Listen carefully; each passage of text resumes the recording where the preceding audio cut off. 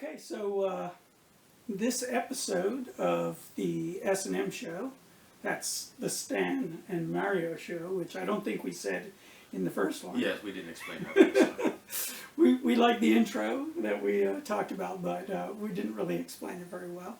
We're going to talk about getting around in Thailand, planes, trains, automobiles. And before we do, we want to say that not every topic of every episode is going to be about Thailand. In fact, we're going to diverge quite a bit from time to time, talking about other places or just other topics in general. But for today, yeah, we're going to talk about getting around in Thailand. Do you have a favorite airport? Is there one that particularly, like, you go, I love going to this airport? I don't have a particular favorite here in Thailand. I do like smaller airports, though, in general, so that could be back home in my country or it could be here, just because there's less traffic and you don't have to walk 15 miles to get where you're going. Yeah. Like if you're in the U.S., DFW, Dallas Fort Worth Airport, holy cow, or Chicago O'Hare. Well, now that you bring that up, I don't have a particular favorite airport in Thailand, but I have disfavored airports in a particular country, which would be the States, because I find the airports huge, busy, not easy to navigate, confusing. So they're confusing. You got to take trams and trains and get around to these terminals, and not the friendliest staff working there. Dubai Airport. I don't know if you've ever been through Dubai Airport. I probably have. Can't remember. It is huge, and it's one of those tram places, but I found it really easy to navigate. There's signs directing you, of course in English, and Arabic. There's signs directing you everywhere that you need to go. And it's actually a nice, it's a nice, friendly, easy to navigate airport, but it is big. And like going from the B to C terminal there, I think I can't remember which terminal, because there's several terminals that they have, but the transition from B to C is a walking transition. So if you're, C50 something coming from B2, it's a long walk. It's one of those. You called it, what did you call Suvarnabhumi? I call it Suvarnabhumi. Suvarnabhumi. Okay. So a little bit different pronunciation, but if you're looking for it written down, what you're going to see is Suvarnabhumi. In English, is in English how they spell it. It's the main airport in Bangkok that you'll come into if you come to Thailand. It's pretty much like any other airport, I think. You'll come from your gate, you'll follow all the signs that say baggage claim or immigration, and you'll hit immigration first, where depending upon the state of travel in Thailand, you'll either hit a moderate line or a very long line. I've gone through and had to wait an hour. Thanks to COVID, we haven't had the long waits that we used to get. Right. I mean, they used to be massive lines. I mean, thousands of people. Right. It would take hours. But with the ending of the sort of restrictions here in Thailand, the screening and stuff, We'll start getting the traffic again. We'll start getting the traffic, and the lines will get back to being long.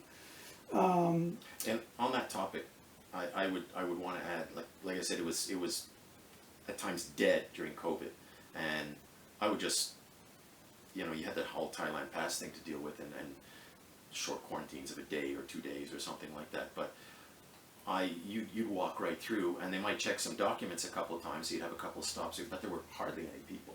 Right. And now that's changing now as things have been relaxed. So there's more traffic coming through. It was great, and I remember leaving to go to Europe was just dead. Right. No traffic at all. I'd get to immigration. There'd be nobody there except the staff. Yeah. And what was great was the last time I left for Spain, which was back in October 2001, 2021, and the immigration officer was not only polite, he smiled and was extremely helpful and friendly. Yeah, they're usually I nearly very passed out. Yeah. They're pretty surly there. Yeah. They're okay. I mean, they don't screw you over or anything. They're fair with you, but they're pretty surly. Yeah. This guy was friendly, smiling, wished me a good day. Oh, that's I mean, rare. I went through immigration and he wished me a good day, and as I turned around and I nearly tripped and fell flat on my face. I couldn't believe it. Oh, have a nice day. Have a good trip. Yeah. They don't say much to you. So immigration, like you said, is a pretty straightforward process. Show them your passport, show them your documentation. They will look in. They'll have you look at the camera to take your picture. I think they fingerprint you now. Yeah, occasionally. Fingerprints. I think if you've, like, I've come and gone multiple times, and I think they have my fingerprints already. I think if they come up in the system, they don't fingerprint you, because I remember the last time I came in was on certificate of entry, just before Thailand passed. And they did not fingerprint me, but they took my picture. I think they fingerprint me every time. I must be an international criminal. Or you could be coming on different visas. That is entirely possible. Yeah, Yes, because I've been coming for 10, 12 years. Well, the last on time the I same came visa. in, which was February this year, 2022. Right. I was coming in on the same visa. They still fingerprinted me. Okay. But Well, I must be do lucky change then. visas from time Yeah.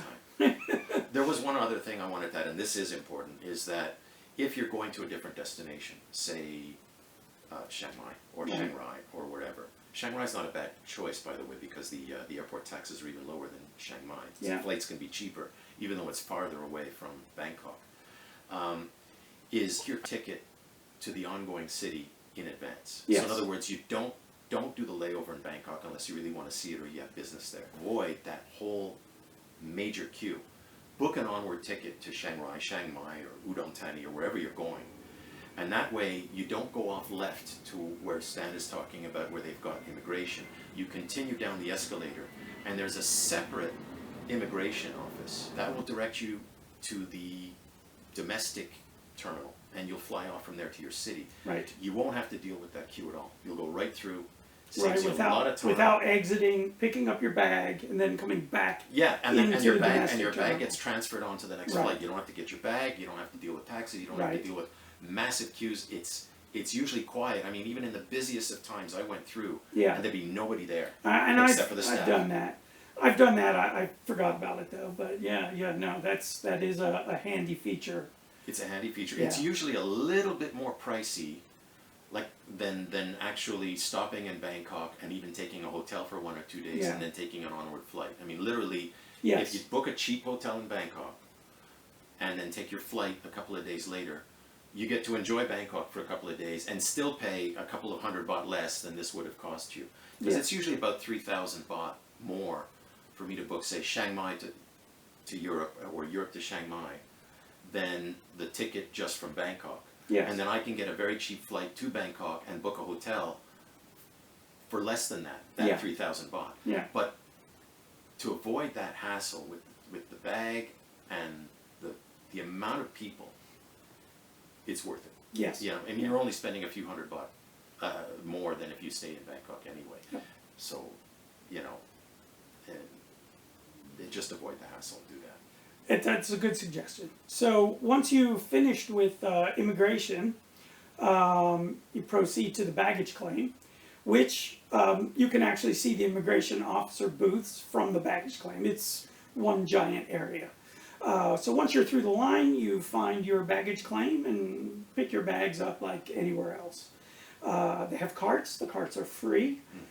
Some I've never airports. seen an airport where they charge for the Yeah, in cards. the U.S. they used to charge. Now I haven't been there in a long time, so I don't know if but you used to have to put a quarter in, and then to get the cart, and then when you put the cart back, it would give you the quarter back. I But never experienced that. yeah, and I don't know. I mean, like I said, it's been 12 years since I've been back.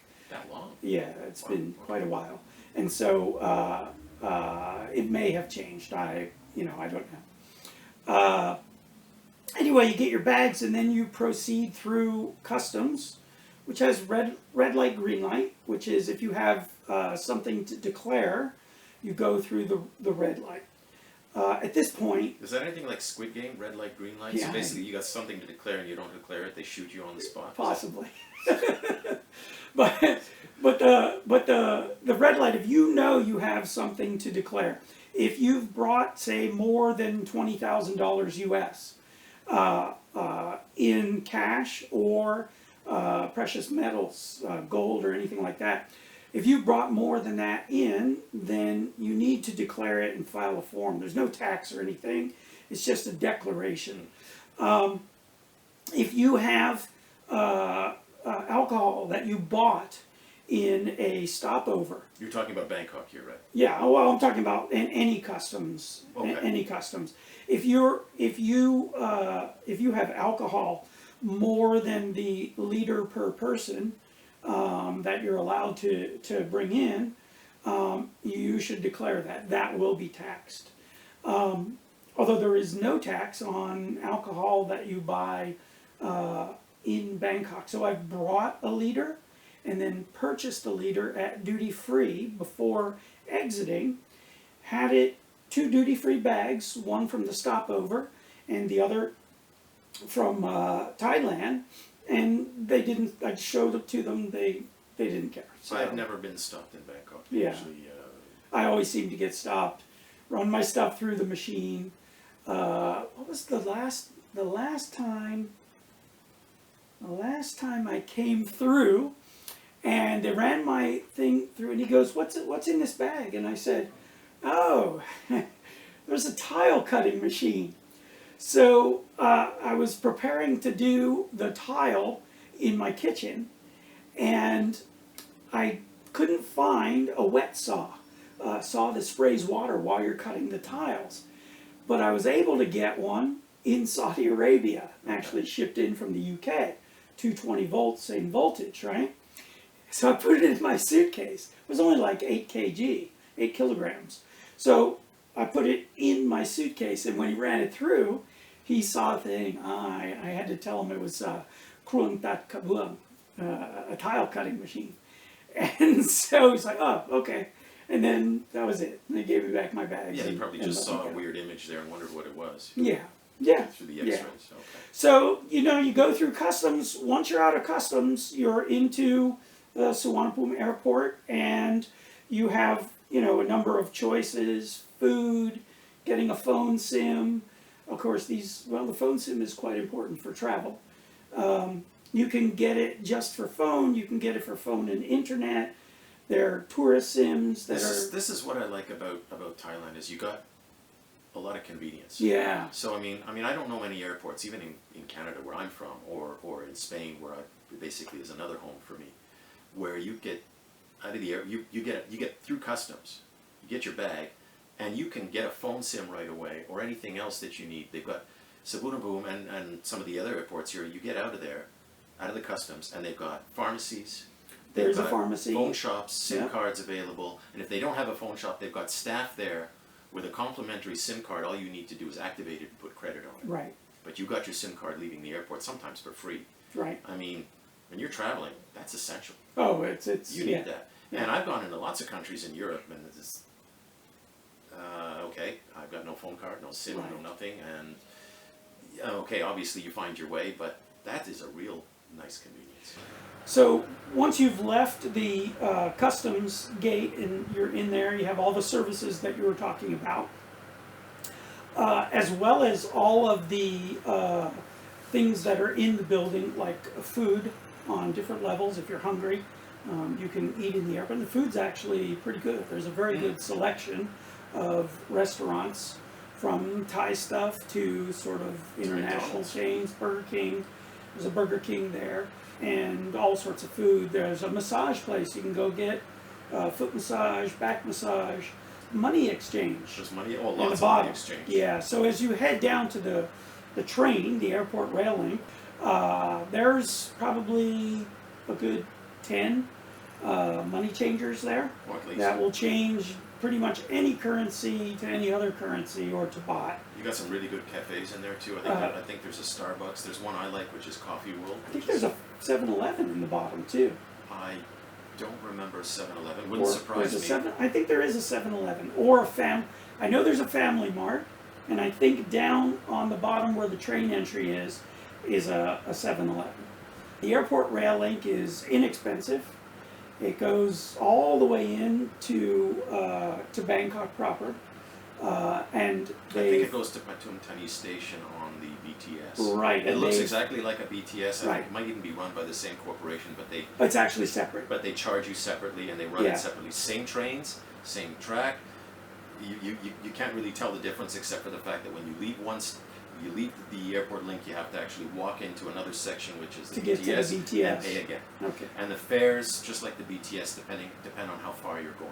correct. But they're extremely reasonable. I think the maximum fare is on the airport link is 30 or 45 baht, somewhere in the range Yeah, of 30 to 45. it's not expensive. It's not I mean, expensive. we're talking about $1, $1 to $2 most US. Oh, not even two. That would be 60 some baht if it was $2. But no, it's very inexpensive. But a lot of people who work in the hotels and other places along the stops will ride as will well. ride it, so it can get quite busy. You can take your suitcases on it, Yes. but it does get busy, and it might be a challenge Yes. with a lot of suitcases. Not impossible by any Yeah. means, but inconvenient if it's very busy. I have taken it with a large number of suitcases, and it is inconvenient, especially getting from, say, the airport rail link to the BTS. Oh yeah, that's a whole other story. Where the you've BTS got to, is not designed for suitcases. come 'cause down and they've got stairs and no Right. escalators sometimes, and then getting the suitcases through the turnstiles. The airport link is feasible. Big heavy suitcases, especially if it's busy on the BTS, I would say, then we're getting into impossible. yeah. territory. What I found was when I was younger, more flexible. It didn't bother me, and now that I'm older, I just take a taxi from the airport in. Taxis now are much more monitored than they used to be. Yes. There was a lot of cheating going on 10, 15 years ago. Yes. They would screw you. I even got screwed Yeah. a few times, overcharged or what have you. Now Yeah. they've really regulated that. They've cracked Yes, down they on have. it. They Yeah, really and do it, and they're cheap. And in fact, when you leave Bangkok. Suvarnabhumi, and you go to the taxi stand, it's actually a queue now where they print you a piece of paper, a line where they print you a paper that tells you what taxi is going to take you Yeah. to your destination. You can get there's a line for small taxis, there's a line for bigger taxis or vans. And you can They get charge more for the. They for do the charge beds. more, yeah. But you can get the appropriate size one. It's a ticket now. And So that's it's- something that they used to cheat you with, is they didn't Correct. care what you were looking for. They would just shuttle you up and you'd be overcharged. Why am I Right. being overcharged? Well, it's a big vehicle. I'm Right. alone with one suitcase. Yes. But they didn't ask and they didn't care and they didn't tell. right. Now, And you didn't ask. So that's key also, is before you buy something here that you don't know the price or it doesn't have a price, ask how much it is. all the airports, all the major airports, I wouldn't say all the airports, but Chiang Mai, Bangkok, some of the larger ones, when you disembark and you've gotten out of immigration, you've got your suitcase, there's always a flood of limousine people or special taxi services, and they don't distinguish themselves. So quite often they'll say taxi, taxi, taxi, and what they'll do is they'll bring you to a booth, and they may or may not have some nicer vehicle, they may or may not give you some nicer service, but they will always overcharge you. Yeah. And I've seen Thais fall into it too.